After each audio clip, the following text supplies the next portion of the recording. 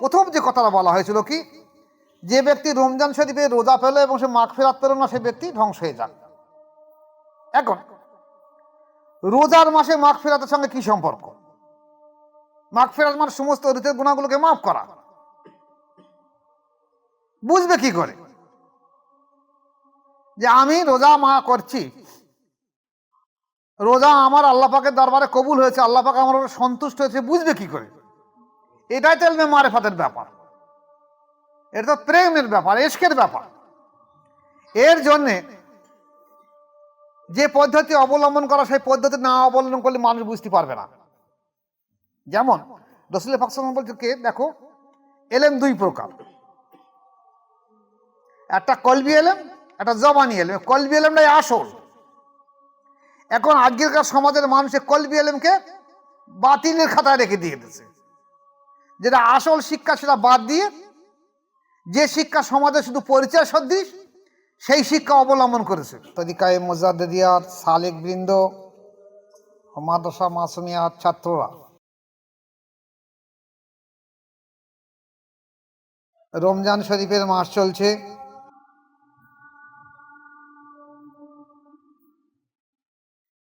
আজ হলো বৃহস্পতিবার,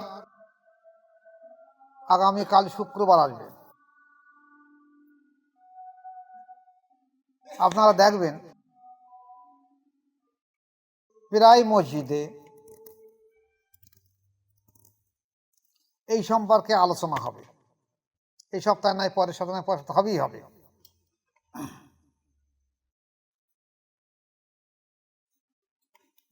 সে আলোচনাটা হলো এই, কাব বিন উজরা হয়তো বর্ণিত আছে যে একদা নবী করিম সাল্লাল্লাহু আলাইহি ওয়াসাল্লাম ইরশাদ করলেন যে তোমরা মেম্বারের নিকটবর্তী অবতীর্ণ হও। অতবার হুজুর পাক সাল্লাল্লাহু আলাইহি ওয়াসাল্লাম মেম্বারের নিকটে অবতীর্ণ হওয়ার কথা বললে সমস্ত সাহাবারা মেম্বারের দ্বারে হাজির হলেন। হুজুর পাক সাল্লাল্লাহু আলাইহি ওয়াসাল্লাম মেম্বারে প্রথম পা রাখলেন এবং বললেন আমিন, দ্বিতীয় পা রাখলেন বললেন আমিন, তৃতীয় পা রাখলেন বললেন আমিন। সাহাবায়ে কেরাম রাদিয়াল্লাহু তাআলা আনহুগণ চিন্তা করলেন যে আল্লাহর রাসূল এমন কোন সময় বলেন, আজকে এমন বললেন কেন? সেটাও কিন্তু রমজান মাস। তো হুজুর পাক সাল্লাল্লাহু আলাইহি ওয়াসাল্লাম, দেখো আমি যখন প্রথম পা মেম্বারে রেখেছি তখন সেই সময় জিবরাইল আলাইহিস সালাম এসে আমার পাশে বললেন, ইয়া মুহাম্মদ সাল্লাম, আপনি সাক্ষী থাকুন, যদি কোনো ব্যক্তি রমজান শরীফে রোজা পায় আর সে মাগফিরাত হাসিল করতে না পারে, সে ব্যক্তি ধ্বংস হয়ে যাবে। এই কথা শোনার সঙ্গে রাসূল পাক সাল্লাল্লাহু আলাইহি ওয়াসাল্লাম বললেন কি আমিন, হ্যাঁ আল্লাহ কবুল করুক সেটা। দ্বিতীয় পা রাখার পরে বললেন, জিবরাইল আলাইহিস সালাম বললেন আমাকে, হে আল্লাহ রাসূল, যদি কোনো ব্যক্তি আপনার নাম নেয় এবং নামের পরে দরুদ না পড়ে, সে ব্যক্তি ধ্বংস হয়ে যাবে। আমি বললাম আমিন। তৃতীয় অবস্থায় ফের পা রাখার পরে জিবরাইল আলাইহিস সালাম বলেন, ইয়া রাসূলুল্লাহ হাবিবুল্লাহ, যদি কোনো ব্যক্তির মা এবং বাপ উভয়ে কেউ একজন বেঁচে থাকে, দুজনা কিংবা একজন বেঁচে থাকে, এবং সে তাদের খেদমত করে জান্নাত কামিয়াব করতে পারলো না, জান্নাত কামিয়ে নিতে পারলো না, সেই ব্যক্তি ধ্বংস হয়ে যাক। আল্লাহ রাসূল বলছেন, হ্যাঁ আমিও আমিন, আল্লাহ পাক কবুল করবে। এখন মজার জিনিস দেখেন,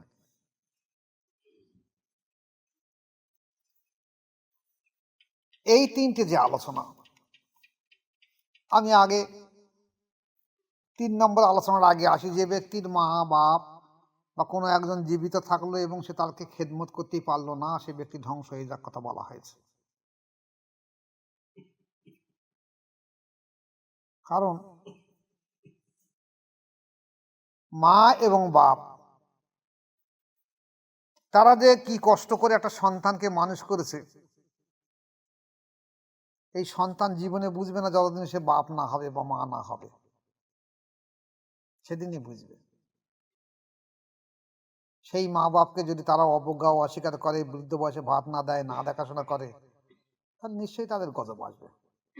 এখানে কিছু মা বাপের একটু বোঝা দরকার আছে। আমাদের সমাজে দেখা যাচ্ছে প্রায় অধিকাংশ মা বাপ তারা করে কি,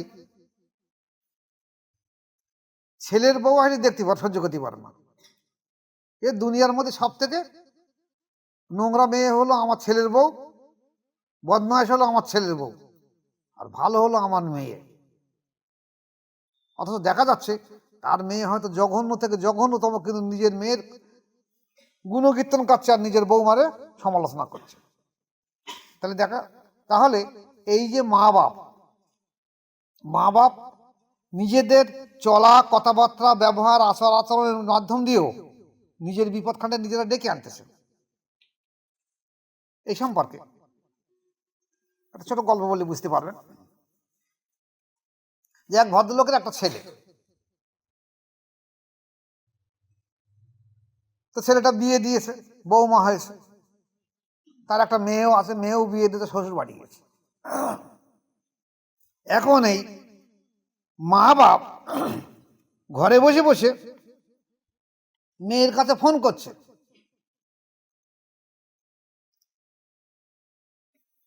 তুই ভাত রান্না করবি, তোর শ্বশুর শাশুড়ির জন্য করবি না, তুই শুধু তোর জন্য ভাত রান্না করবি, তোর স্বামী দু না খাবি। খবরদার, তোর শ্বশুর শাশুড়ি ভাত রান্না করবি না। মার বাপ শিক্ষা দিচ্ছে মেয়েকে, তো মেয়েতে এমনি বগল বলাবে। এখন ছেলে আর ছেলের বৌমা দুজনে শুনেছে যে আমার বাপ আর মা বৌমারে শাসন করছে, আর নিজের মেয়ের আবার ওইভাবে আশকার দিচ্ছে। তো ছেলে ওর স্ত্রীকে বলছে, তুমি এক কাজ করবে, দুপুরবেলা যখন বাপ বলবে যে বৌমা ভাত দেবে না, বলবে তোমাদের জন্য আমরা ভাত রান্না করে দেবো, তোমরা রান্না করে খাও। তুমি এই কথাটা বলবে, তার বাকি আমি বলে দেবো। এখন যথারীতি দুপুরবেলা শ্বশুর শাশুড়ি বৌমাকে বলছে, বৌমা দুপুর হয়ে গেছে, ভাত বাড়ো। তা বৌমা বলেছে, আমরা তো তোমাদের জন্য ভাত আর রান্না করি না আব্বা, আমরা দুজনের স্বামী স্ত্রী রান্না করার মতন রান্না করে খাচ্ছি, তোমরাও রান্না করে খাও। তো মা বাবা বলিস, কেন? আমরা ছেলে এত কষ্ট করে মানুষ করেছি, ছেলে এতটা বড় করেছি, আর তুমি আজকে এরকম কথা বলতে পারলে যে আমরা রান্না করে খাবো বুড়ো বয়সে? আমার ছেলে কোথায়? বলে, ছেলে ঘরে আস, চলো ছেলের কাছে যাই। ছেলের কাছে বলছে, খোকা তোর বউ কি বলতে শুনতে পাচ্ছিস? আমাদের বুড়ো বয়সে বলছে তোমরা রান্না করে খাও, দুজনের জন্য রান্না করতে দুজনা খাবে। তা ছেলে বলে, তা খারাপ কথা কি বলেছে? তুমি একটুখানি আগে ওই ঘরে বসে তুমি ফোন করছিলে তোমার মেয়ের কাছে যে, খুকি তুই তো শ্বশুর শাশুড়ি ভাত দিবি না, খবরদার। বলবি আমরা তোরা দুজনা রান্না করে খাবি, শ্বশুর শাশুড়ি বলবি তোমরা আলাদা করে খাও, রান্না করে খাও। তা তুমি তোমার মেয়ের এই শিক্ষা দিচ্ছ, আর তোমার বৌমারে বলছে তোমার ভাত দিতে হবে। তা তোমার বৌমা ওইটা শুনে তাকে সেই কাজ করছে, তো ও তো একজন মেয়ে, ও তোমার ভাত দেবে কি জন্য? তুমি রান্না করে খাও। সেও একটা ছেলে সন্তান জন্ম দিয়েছে, সেও চাবে তার বৌমার কাছে দুটো ভাত খাবে। তুমি সেখানে বিষ ঢুকিয়ে দেওয়ার এখানে তুমি ভালো করতে চাচ্ছ। ভুল বুঝতে পেরে সঙ্গে সঙ্গে ছেলে বৌমার কাছে মাপ চালো যে আমার সত্যি ভুল হয়ে গেছে, বলা আমি আর এরকম কাজ জীবনে করবো না। তা আমরা রান্না করে খাতে পারবো না, মা তোমরা দুটো ভাত রান্না করে দাও। তা বৌমা বলছে, আব্বা তোমার দিন ভাত রান্না করেছি, আর তোমাদের শিক্ষা দেওয়ার জন্য বলেছি। তা আমাদের সমাজ ব্যবস্থা এমন হয়ে গেছে, আমার কাছে আমি এই তরিকা চালাইতে বহু মানুষ আসে, বহু মহিলা আসে, কথা বলে আমার ছেলে ভাত দেয় না। আমি গোপন ভাবে খোঁজ দেখি, সেই মহিলাটা তার মেয়েকে কিন্তু ওখানে আশকারা দিচ্ছে, তুই তো শ্বশুর শাশুড়ি ভাত দিবি না, দেখবি না,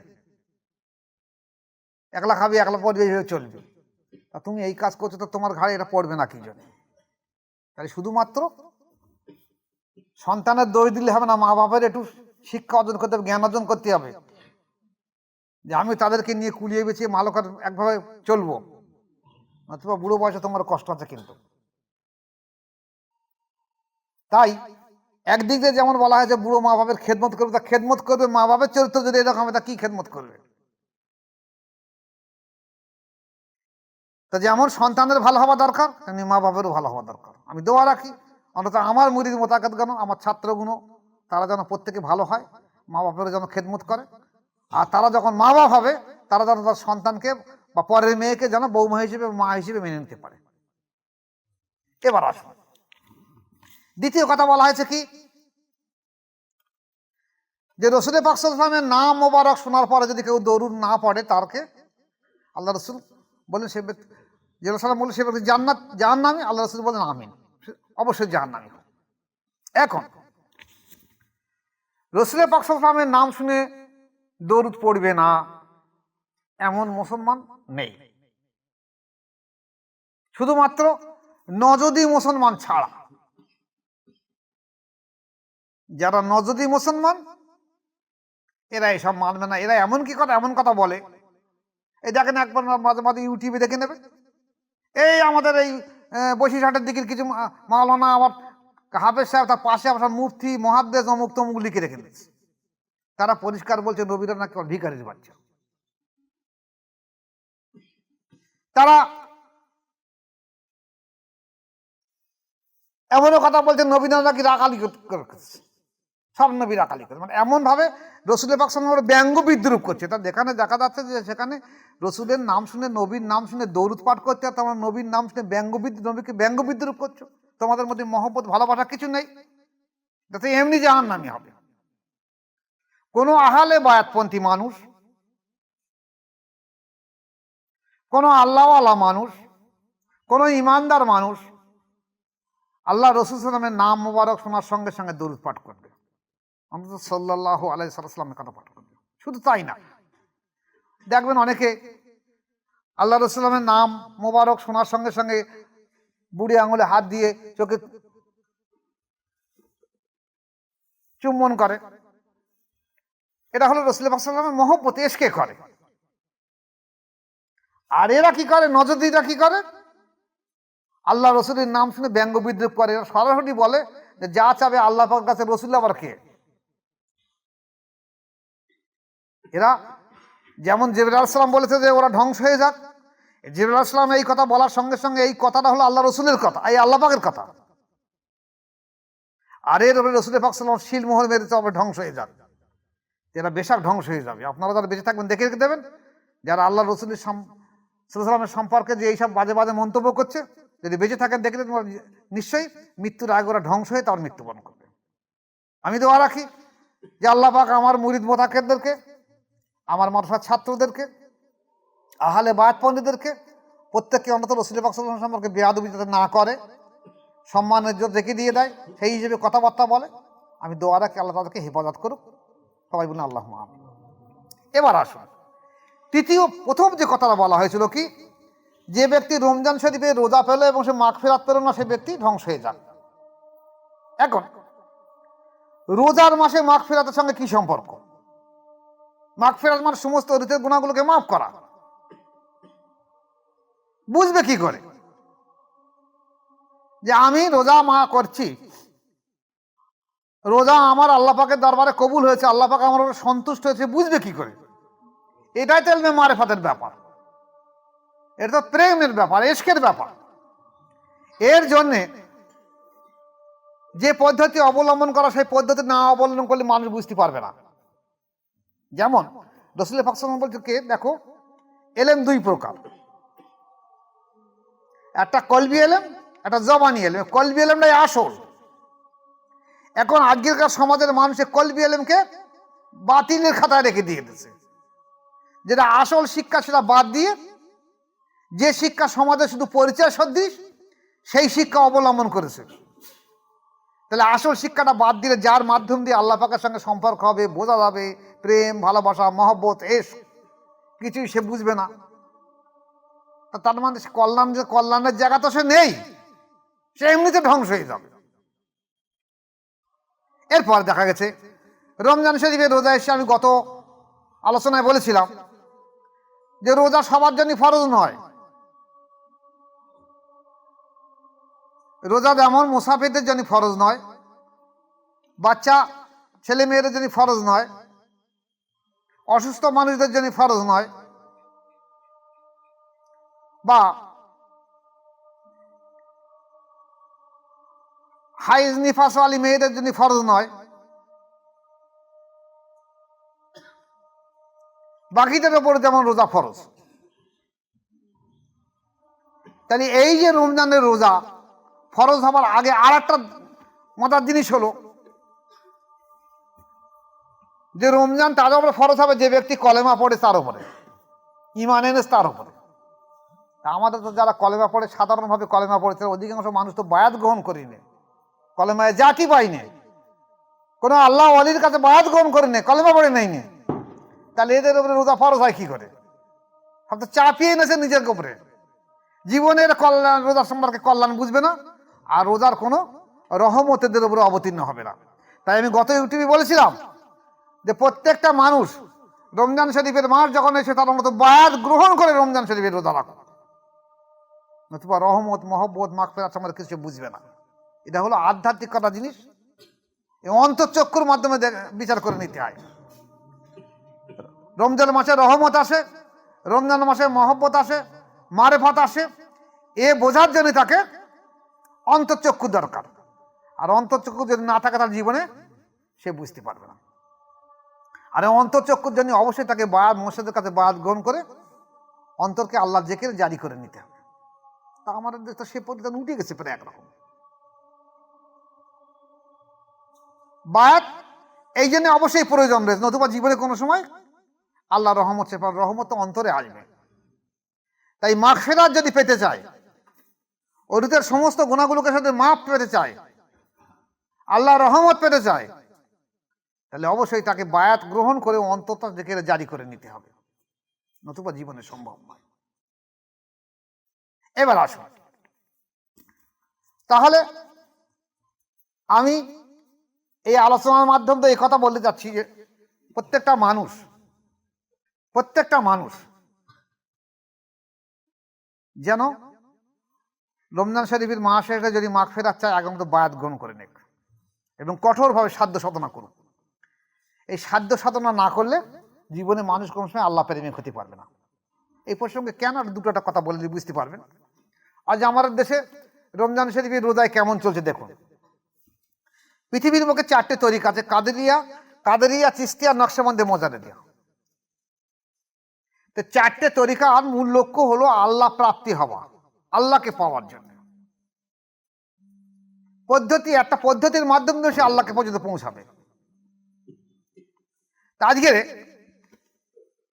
এই প্রত্যেকটা তরিকায় রয়েছে কঠোর সাধ্য সাধনা করতে হবে নফসের বিরুদ্ধে, জেকে তসবিহ, মুরাকাবা, মুশাহাদা করতে হবে। এখন আজকের রমজান শরীফের মাসে এসে মধ্যরাত্রির পরে মানুষ এই 1টা-1:30টার পর থেকে সেই শবে সাদেক পর্যন্ত এখন হাঁকা আছে প্রত্যেকটা মসজিদে। সেহরির সময় হয়ে গেছে, উঠে যাও, ইফতার সেহরি খেয়ে নাও। একবার দুবার না বলে দেখা যায় দীর্ঘ সময় ধরে বলছে। কোনো কোনো জায়গায় ক্যাসেট চালু করে দিচ্ছে, কোনো কোনো জায়গায় মিলাদের ক্যাসেট, কোনো কোনো জায়গায় কেরাত, কোনো জায়গায় গজল, 1-2 ঘন্টা ধরে একভাবে বলে যাচ্ছে। এখন আপনারা আসুন, একটা মানুষ যদি কোনো মাসায়ের কাছে বায়াত গ্রহণ করে থাকে,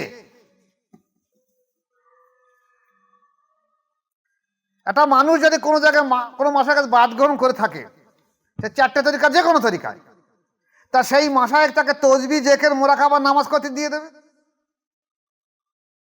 আবার কাদেরিয়া, চিশতিয়া তরিকার বেশি বেশি নফল নামাজ দিয়ে দেবে। কোনো কোনো তরিকায় তাহাজ্জুদ নামাজ দিয়েছে। একটা মানুষ রাত্রিতে সেহরি খাওয়ার পরে সে মনে করলো একটু সময় পেয়েছি, হয়তো আমার তসবিহটা একটু করে নেব, কি আমি একটু মুরাকাবায় বসবো, কি আমি একটু কোরআন তেলাওয়াত করব, কি একটু বেশি বেশি নফল নামাজ পড়বো, যাদের তাহাজ্জুদের হুকুম রয়েছে তাহাজ্জুদ পড়বে। এদের ঠেলায় তো করা সম্ভব নয়। আমি যেটা গতদিন বলছিলাম যে একটা অসুস্থ বাচ্চারা অসুস্থ থাকতে পারে, বয়স্ক মানুষ অসুস্থ থাকতে পারে, বা একটা কর্মী মানুষ থাকতে পারে, বুড়ো মানুষ থাকতে পারে, গায়ের কমের ব্যক্তি থাকতে পারে। সেখানে তো মাইকটা 1-2বার বলে বন্ধ করে দেওয়া দরকার। তা না করে যদি 1 ঘন্টা, 2 ঘন্টা, 3 ঘন্টা ধরে দেয়, তাহলে এই ব্যক্তির একটু তসবিহ, জিকির, মুরাকাবা, নামাজ করবে, রাত্রে একটু তাহাজ্জুদ পড়বে, একটু কোরআন তেলাওয়াত করবে, একটু আল্লাহর ধ্যানে মুরাকাবা করবে, সে করবে কি করে একাগ্রতার সঙ্গে? কোনো মতে সম্ভব নয় তার। আমি অনুরোধ করে বলছি যে আপনারা এই বিষয়ে সাবধান হয়ে যান, আর একজন মানুষের ক্ষতি করাবেন না। শুধু তাই না, এই যে ব্যক্তিগুলো করছে, এরা তদন্ত করে দেখবেন এরা কেউ কোথায় বায়াত নেই। যদি বায়াত হতো ওরা জানতো যে এই সময়ের মধ্যে কোনো ব্যক্তি হয়তো তাহাজ্জুদ পড়ছে, কেউ হয়তো নফল নামাজ পড়ছে, কেউ হয়তো তসবিহ করছে, কেউ হয়তো কোরআন তেলাওয়াত করছে, কেউ হয়তো জিকির করছে, কেউ হয়তো মুরাকাবা করছে, কেউ হয়তো আল্লাহর ধ্যানে বসে আছে। আর আমি যদি এখন এই রাত 1টা-1:30 থেকে আর সেই 5টা পর্যন্ত যদি একভাবে হেঁকে যাই, তাহলে তারা তো ইবাদতের ক্ষতি হয়ে যাবে। এটা তো চিন্তা ভাবনা করার দরকার ছিল। এ বিষয়ে আমি অনুরোধ রাখছি প্রত্যেকটা ইমাম মুয়াজ্জিনদেরকে যে আপনারা এই বিষয়ে সাবধান হয়ে যান। নিশ্চয়ই আপনারা, আমার অনুমান যে আপনারা কেউ কোনো জায়গায় বায়াত গ্রহণ করেননি। যদি বায়াত গ্রহণ করে তাহলে আপনারা জানতেন যে এই সময় আমল করতে হয় বা আমল করে লোকে। আর আপনারা তো আমল করতে হয় না, আপনারা মনে করছেন যারা ভালো কাজ করছে আমি ডেকে দিচ্ছি। তা আপনার ডেকে দেওয়ার শুনে বারবার ডাকার কারণে আপনার ক্ষতি হচ্ছে সেটা বুঝতে পারছেন না। আপনি একবার ডাকুন, দুবার ডাকুন, তা না করে 1-2 ঘন্টা 3 ঘন্টা ধরে ডাকছেন, তাহলে সে এবারটা করবে কি করে? তাহলে আপনি তো বায়াত গ্রহণ করেননি, আপনি নফসের বিরুদ্ধে সাধ্য সাধনা করেননি, আপনার কোনো ইবাদত আমল কিছু করেন না, আরেকজনকে করবে তার কোনো সুযোগ দিচ্ছেন না। একটু সাবধানতা অবলম্বন করেন। দ্বিতীয় আর একটা জিনিসের কথা বলে দিই, দেখে নেন, রমজান শরীফের মাস রহমতের মাস। তা রহমতের মাস সমস্ত দিন যখন মানুষ রোজা করবে, রোজার পরে সামনে ইফতার নিয়ে হয়তো কেউ আধা ঘন্টা আগে, কেউ 15 মিনিট আগে, কেউ 1 ঘন্টা আগে বসে আছে চুপচাপ। একটা নির্দিষ্ট টাইম না হলে খাওয়া হচ্ছে না, পান করা হচ্ছে না।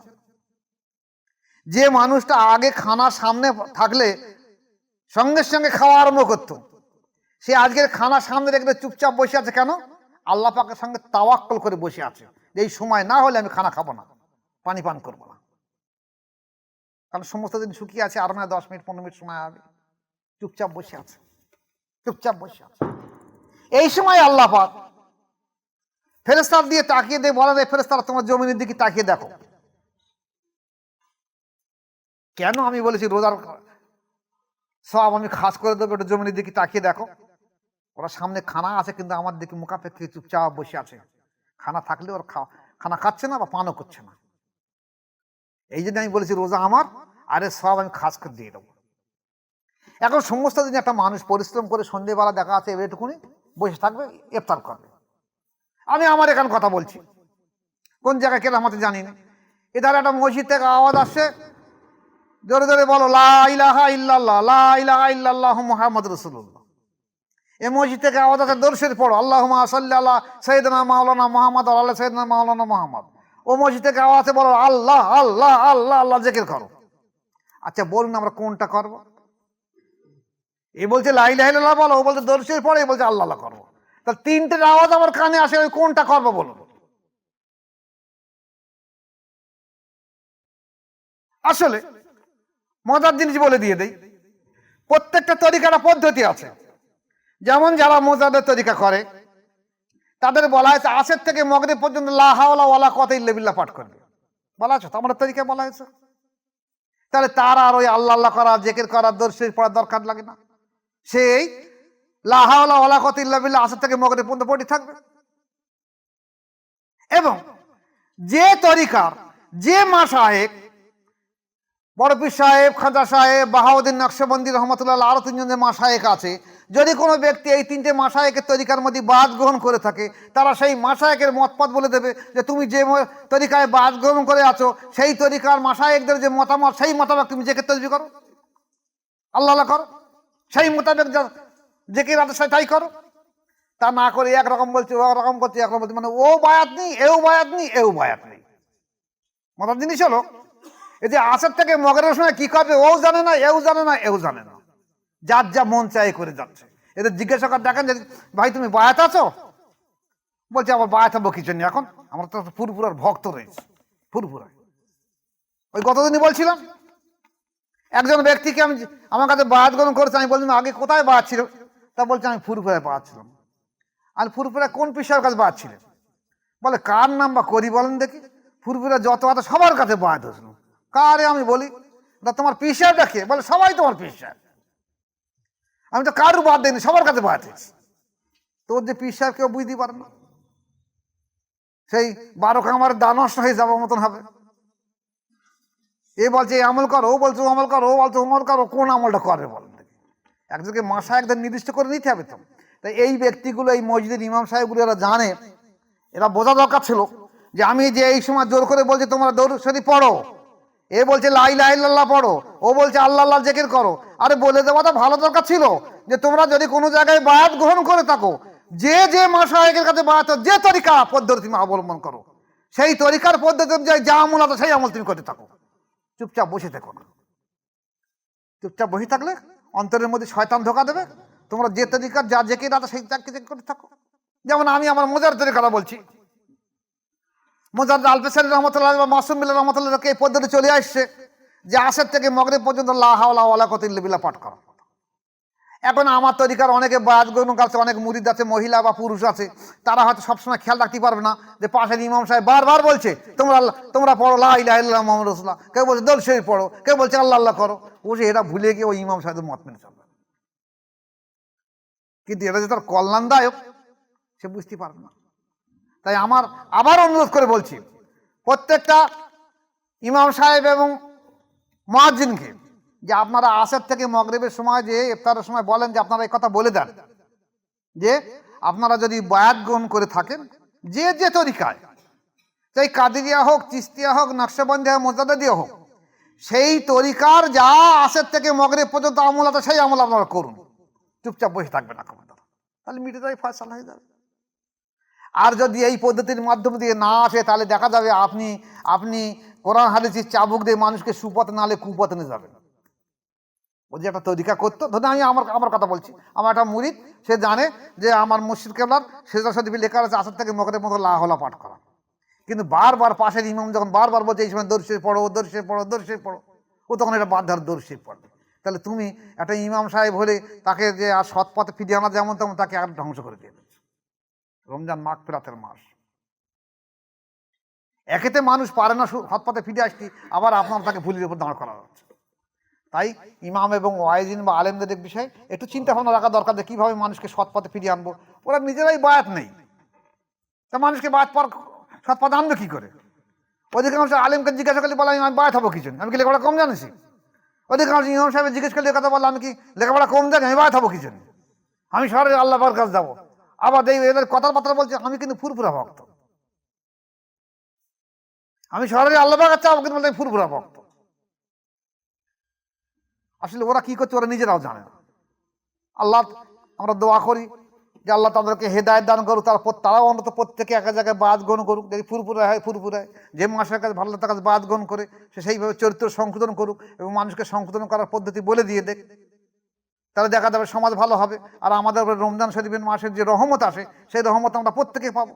প্রত্যেকে কঠোরভাবে নফসের বিরুদ্ধে মুজাহিদা করো, আল্লাহ নিশ্চয়ই রহমত আমাদের অবতীর্ণ করাবে। রমজান মাসের রহমতের মাস, আল্লাহ আমাদের প্রত্যেক ভাইকে এর উপরে আমল করার তৌফিক দেখ।